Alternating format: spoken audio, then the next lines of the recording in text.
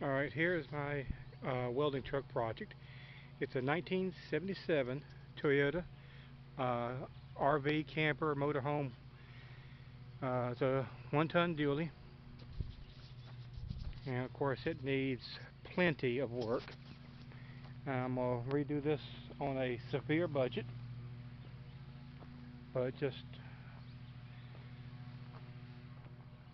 to get it done and show what you can do on a budget on the cheap. And at this moment, yeah, big project. And the holes in the floor pan. A